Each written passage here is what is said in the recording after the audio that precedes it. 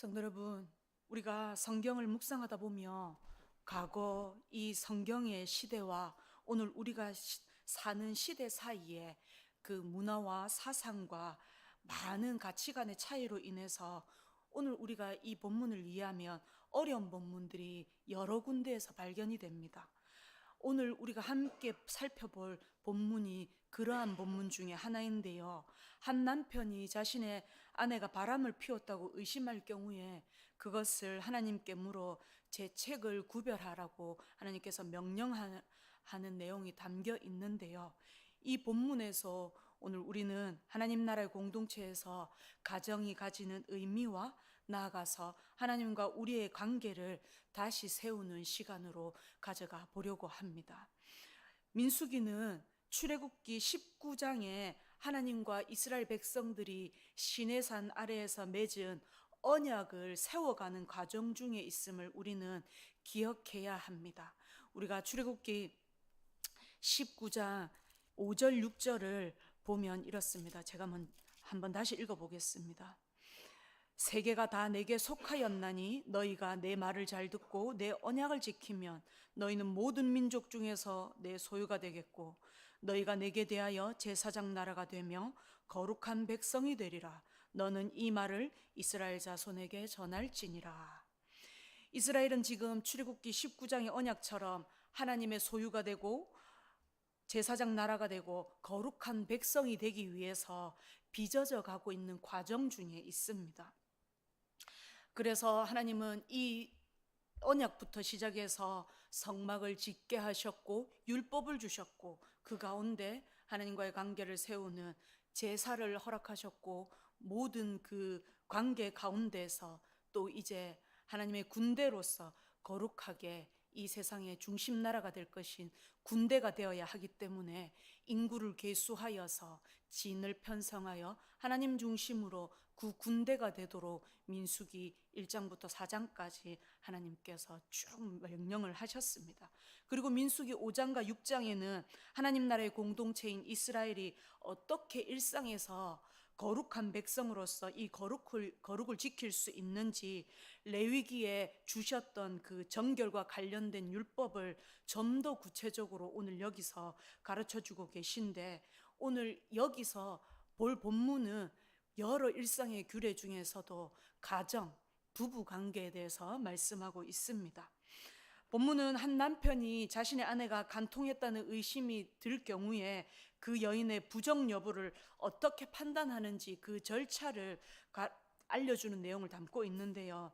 이 당시에는 아내가 남편에게 종속된 사회였기 때문에 이 사회 배경으로 보아야지만이 이 본문이 해석됩니다. 아니면 이 내용을 현대 우리 잣대로 보게 되면 너무 이해하기 힘들고 특히 여성의 입장에서는 너무 불편한 본문이 될 것입니다. 오늘 더 이 본문이 우리에게 조금 더 의미가 다가오지 않는 이유 중에 하나는 우리가 살고 있는 이 시대는 가정이 있는 남녀가 간통을 해서 가정이 깨어져도 법으로 제재하지 않고 그 행위가 죄가 되지 않는 이 세상을 살고 있기 때문에 이 본문이 우리에게는 좀 더 심각하지 않고 좀 가볍게 여겨질 수 있습니다. 그러나 하나님은 이 경우에 대해서 아주 심각하게 다루고 있습니다. 그리고 이 본문을 제대로 이해하기 위해서는 당시 고대 근동의 사회 배경을 알고 또 그 맥락에서 성경의 율법이 당시 사람들에게 어떤 의미를 전달했는지 생각하면서 묵상을 하는 것이 옳을 것입니다. 내용은 먼저 어떤 남자가 아내의 간통을 의심할 경우 하나님이 알려주신 절차에 따라서 의심의 소재를 드리라고 하고 있는데요. 의심이 들었다는 것은 이미 부부 관계와 가정이 온전하지 못하다는 것이고 그 의심은 아내와 함께 다른 가정의 남자를 의심하고 질투하는 것이니 이것은 자기 가정뿐만 아니라 그 다른 가정과 함께 공동체의 관계와 질서를 위협하는 심각한 문제가 되는 것입니다.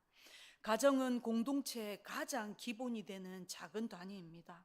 오래전 하버드 어느 교수가 역사적으로 가정과 문명의 관계에 대해서 연구한 결과가 있었는데, 가정이 무너지면 그 문명이 파괴되어지고 사라진다라는 연구 결과를 발표했었습니다. 가정이 무너지면 공동체 전체가 무너지고 그것은 사회와 나라가 멸망하는 시작이라는 것입니다. 하나님은 세상을 만드시고 결혼 제도를 주셔서 가정을 만드신 분이기 때문에 이 땅에서 다시 하나님 나라를 세우기 위해서 오늘 이 가정의 부부간의 규례가 얼마나 중요하신지 알기에 레위기와 더불어서 이 민수기에서도 다시 한번 구체적으로 말씀을 하고 계십니다. 남편이 의심을 품는 경우가 여기 두 가지 소개되고 있는데 제외되는 것이 있습니다. 아내가 간통하는 현장을 남편에게 그 즉시 들키거나 그 현장을 목격한 증인이나 증거가 있어서 명백하게 아내의 부정이 드러나는 경우는 여기 두 가지에 해당되지 않습니다. 분명하게 이 증인이 있거나 남편이 목격해서 그 불륜의 현장이 드러나면 하나님은 남녀를 불문하고 즉시 사형에 처하라고 신명기에 기록해 놓으셨습니다. 오늘 본문에서 의심의 소재를 드려야 하는 상황에 해당하는 경우에 첫 번째는 실제로 아내가 간음을 했는데 그것을 입증할 수 없는 상황일 때입니다.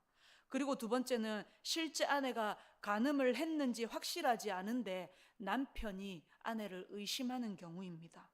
즉 실제로 간음을 지었는데 남편의 눈에 드러나지 않았든지, 간음죄를 지은 적이 없는데 남편이 의심을 하였든지, 두 개 상관없이 의심이 남편에게서 생겼다면 부부는 제사장에게로 와서 제사를 드려야 했습니다. 이 제사를 하나님은 의심의 소재 혹은 기억나게 하는 기억의 소재라고 합니다. 의심의 소재, 기억의 소재, 제사를 드려서 하나님 앞에서 하나님께 진실을 판별하도록 하는 건데요. 그 제사의 절차를 간단히 보면 의심의 소재를 드릴 경우 남편은 보리가루 10분의 1 에바, 그러니까 오늘 우리로 말하면 2.3kg 정도 되는데 약간 2리터짜리 페트병보다 조금 더 되는 그 양을 준비해서 아내를 데리고 성막의 제사장에게로 갑니다. 제사장은 여성을 하나님 앞에 세우고 먼저 그릇에, 거룩한 그릇에 토기에 물을 담고 그 물에 성막의 바닥에 있는 흙, 티끌을 주어서 섞습니다. 그리고 나면 그 흙을 섞은 물에 저주의 말이 적힌 두루마리를 빨아서 그 잉크를 꼭 짜서 준비하는데요. 그 물을 쓴물이라고 하나님은 하십니다. 그리고 나서 여자를 제단 앞에 데리고 와서 머리를 풀게 하고 제사장은 이 제사자가 준비되면 저주의 맹세를 선언합니다. 여자가 유죄이면 그 저주의 맹세대로 공동체에서 저주거리가 되고 추방이 될 것이고 하나님이 그 넓적다리가 마르고 배가 붓게 할 것이라는 선언을 하게 됩니다. 이 선언을 하면 여자는 그 맹세를 아멘 아멘으로 받아들이고 그 쓴물을 마십니다. 여자가 맹세한 후에 맹세하고 나서 쓴물을 마셨을 때 만약에 여자가 무죄하다면 깨끗하게 되어서 아무 증상이 나타나지 않아서 혐의가 풀릴 것이고, 만약에 간음죄를 지었다면 여자가 맹세한 것처럼 하나님의 저주가 그 여자에게 임할 것입니다. 그 맹세 저주가 임해서 넓적다리가 마르고 배가 부을 것인데, 이것은 여자가 출산하는 신체 부위를 가르치는 말로서 자궁과 태반을 완곡하게 표현한 것이라고 할 수 있습니다. 이 여자의 신체 넓적다리가 마르고 배가 붓는다는 것은 여성의 기능을 상실하는 것으로, 당시 사회에서 여성이 출산을 못하는 것은 여성으로서 가치가 없는 것과 마찬가지고, 여자는 결혼뿐만 아니라 그 가정과 사회에서 인정받고 속할 수 없을 정도의 그 심각한 수준이었기 때문에 이것은 명백한 저주가 되는 것입니다. 남편의 의심이 사실이라면 이런 저주를 받아서 사회에서도 저주거리가 되고 추방이 될 것이고, 또 출산하지 못하게 되는 하나님의 심판을 받게 될 것입니다. 성도 여러분, 오늘 이 본문을 우리의 시선으로 보면 참 이해하기 어렵고 여자들의 눈에는 불리하고 억울하기도 한 본문이 될 것입니다. 그러나 우리가 민수기가 기록될 당시 고대 근동 사회를 이해한다면 이 본문은 상당히 발전된 것이고 여성들을 위한 것임을 알 수 있습니다. 민수기 당시의 고대 사회에서는 여성의 지위가 아주 낮았고 아내가 남편에게 종속된 존재라고 했습니다. 여자는 남편의 마음대로 죽을 수도, 남편이 죽일 수도 있는 존재였습니다. 하지만 하나님은 오늘 본문에서 남편이 아내를 판단해서 마음대로 처리하지 않고 하나님의 주관으로 문제를 처리하도록 하셨습니다. 이것은 당시 사회 간섭 속에서 여자를 분노한 그 공동체의 집단의 구타와 남편으로부터 보호하고 잘못된 죄책과 비난에서 벗어날 수 있게 하나님께서 안내하고 있는 것입니다. 지금도 이슬람에서는 여자가 이런 불륜을 저질렀거나 하면 그 즉시 끌고 나와서 돌로 쳐 죽인다든지, 아니면 남편이 이 여자가 마음에 들지 않아서 다른 여자와 함께 살고 싶다면 그 여자를 모함해서 의심이 들게 해서 그 공동체 집단 앞에서 분노를 일으키게 해서 죽게 만드는 일이 비일비재하게 일어나는데요, 하나님은 이러한 행태들을 하나님의 법으로 막으시고 이스라엘을 세상과 구별되어서 다시 하나님의 법으로 이스라엘을 세워가고 있는 것을 우리는 인지해야 합니다. 그러나 오늘 우리가 이 본문에서 묵상해보고 싶은 점은 남편과 아내의 부부관계를 넘어서 우리의 신랑 되신 하나님과 그의 신부인 우리의 관계에 대해서 더 집중해보고자 합니다. 민수기 5장 12절에 우리가 읽었던 본문에 보면 이스라엘 자손에게 말하여 그들에게 이르라, 만일 어떤 사람의 아내가 탈선하여 남편에게 신의를 저버렸고 라고 할 때, 탈선하여 남편에게 신의를 저버렸고라는 이 말을 할 때 사용된 히브리어는 마알이라는 단어입니다. 이 마알은 불성실하게 행하다, 반역하다라는 뜻으로 성경에서 유일하게 사람과 사람과의 관계에서 사용한 단어입니다. 모든 성경의 다른 곳에서 이 단어는 사람과의 관계가 아니라 오직 하나님께 대한 인간의 부정과 반역을 나타내는 개념으로 사용하고 있다는 것입니다. 그러니까 하나님과 인간과의 관계에서 사용할 때 이 마알이라는 단어를 사용하지, 인간과 인간관계에 대해서는 이 단어를 사용하지 않는다라는 것입니다. 반역을 하고 부정하게 하고 불성실했다, 불순종했다, 이런 단어는 사람과의 관계에서 쓰이지 않는다는데 여기 유일하게 쓰였다라는 것입니다. 그리고 이 마알이라는 단어는 바로 앞 본문인 민수기 5장 6절에 사람과의 관계에서 잘못을 범한 남자나 여자는 하나님과의 믿음을 깨트린 마알의 행위라고 하고 있습니다. 이 말은 즉 사람과 사람과의 관계에서 서로의 신뢰를 깨버리고 부정하게 했다라고 하는 것은 사람과 사람과의 관계가 아니라 하나님과의 관계를 깨버렸기 때문에 그것이 사람과의 관계에서도 드러났다라고 하나님은 말씀하고 있습니다. 이것을 배우자에 대한 반역이 아니라 하나님과 우리 사이의 관계를 깨뜨리는 것이라고 하나님은 보고 있는 것입니다. 남녀가 가정이 있는데 불륜을 행하여서 가정을 파괴시키고 또 남편이 의심을 하게 되는 이 행위 자체가 남편과 아내의 관계가 아니라 하나님과 우리의 관계를 깨트리는 것이라는 겁니다. 약속의 땅을 향하여 광야를 횡단하는 이스라엘 공동체는 하나님의 백성으로 거룩해야 합니다. 그런데 인간관계를 깨트리는 이 일체의 분열은 공동체 전체를 위험에 빠뜨리는 것이고 하나님이 거하시는 거룩한 임재를 위협하는 행위가 되는 것입니다.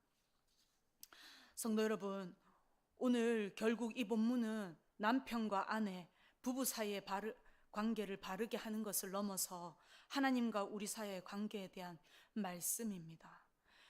예레미야 31장 32절에는 시내산에 하나님과 이스라엘 백성이 맺은 이 출애굽기 19장의 언약을 부부관계로 하나님께서 말씀하셨습니다. 이 언약은 내가 그들의 조상들의 손을 잡고 애굽 땅에서 인도하여 내던 날에 맺은 언약과 같이 아니할 것은 내가 그들의 남편이 되었어도 그들이 내 언약을 깨뜨렸음이라. 여호와의 말씀이라. 시내산 언약은 결혼 서약이었습니다. 하나님은 남편이 되고 이스라엘은 아내가 되어서 평생 영원히 하나님과 서로만 바라보며 사랑하며 살기로 맹세한 것입니다. 그런데 이스라엘은 이 결혼 서약을 어기고 다른 남자에게 한눈을 팔았고 바람을 피웠습니다. 이런 영적인 상태를 깨닫게 해주시기 위해서 하나님께서는 호세아서에 보면 호세아 선지자에게 계속 이 남자 저 남자 찾아서 바람을 피우는 더러운 창녀에게 장가를 가라고 말씀을 하고 있습니다. 그리하여서 계속적으로 한 남자를 바라보고 가정을 지키지 않고 이 남자 저 남자를 찾아서 기웃거리는 그 창녀와 같은 모습이 이스라엘 백성이 하나님께 하고 있는 행동이라는 것을 보여주시기 위해서 그렇게 하라고 말씀을 하셨습니다. 성도 여러분, 오늘 저와 여러분의 마음은 남편인 하나님만 바라보고 그 남편을 섬기는 일편단심의 마음을 늘 되새기고 각오하고 살아가고 계십니까? 아니면 남편을 사랑하고 섬기기보다 나의 유익을 위해서 세상의 것에 한눈을 팔고 있지는 않습니까? 우리는 돈이나 자식이나 건강이나 성공이나 명예나 자존심 등등 세상에서 누릴 수 있는 기쁨들, 내가 얻을 수 있는 것들을 얻기 위해서 남편인 하나님을 두고 외도를 참 많이 합니다. 또 나는 하나님을 사랑하지 않으면서 계속적으로 하나님을 두고 다른 것에 눈길을 주면서 하나님이 나를 사랑하는지 내 눈으로 보여달라고 끊임없이 무슨 복을 주는지 하나님께 그 사랑을 확인받고 싶어 합니다.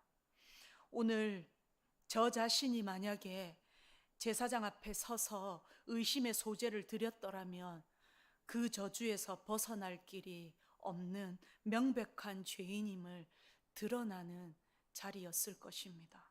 그리고 공동체에서 추방되었을 자가 너무나도 분명하고 명백한 죄가 그 제사장 앞에서 드러났을 것입니다. 이는 우리가 그 자리에 제사장 앞에 성막악계 앞에 서 있다고 해보십시오. 우리의 죄는 분명 드러났을 것이고 그 앞에 가는 즉시 숨통이 막히고 어찌할 바를 몰라 그 앞에서 두려워 떨었을 것입니다. 그리고 오늘 이 본문은 오랜 신앙생활에 무뎌져서 하나님이 우리에게 부어주시는 그 사랑의 은혜는 당연하게 여기고 그 사랑에 감사와 감격과 헌신과 수고가 줄어들고 있는 저에게 정신이 번쩍 들게 하는 본문입니다. 여러분들에게는 어떻습니까? 아담과 하와 때부터 우리는 하나님 사랑하기를 싫어하고 나를 사랑해서 하나님을 떠났습니다. 그러나 하나님은 여전히 우리를 사랑하셔서 자신을 버린 우리를 위해서 불쌍히 여겨주셨고 뿐만 아니라 독생자 아들을 죽음에 내어주셨습니다. 독자이신 아들을 죽음에 내어주실 만큼 우리를 사랑했습니다. 우리가 무엇이기에 독생자 아들과 맞바꿀 수 있겠습니까? 그런 우리를 하나님은 사랑하셨습니다. 이런 하나님의 깊고 넓고 높으신 사랑을 우리는 해본 적이 없어서 그 사랑을 헤아릴 수도 이해할 수도 없습니다. 그러나 오늘 본문은 우리에게 분명 하나님께서 말씀하고 계십니다. 내가 너희를 사랑하는 것처럼 너희도 나만 바라보고 나만 사랑해서 내 안에서 행복하게 머물라고. 그리고 매일매일 내 앞에 나와서 나를 사랑하는지 아니면 나에게서 멀어졌는지 너희들의 믿음과 그 신앙과 그 정결함을 계속적으로 확인하고 내어놓고 회개하라고 말씀하고 계십니다. 또한 이 본문은 우리에게 말씀하고 있는 것은 하나님의 하나님 되심을 의심하지 말고 우리의 인생길을 책임지시는 하나님의 다스림과 인도하심을 의심하지 말라고 하십니다. 하나님에 대한 신뢰와 믿음으로 서로 사랑하고 우리를 다시 그 사랑 안에 초청하고 계십니다. 성도 여러분, 오늘 이 본문 말씀이 죽어있던 우리의 연애 세포를 다시 깨우는 시간이 되기를 원합니다.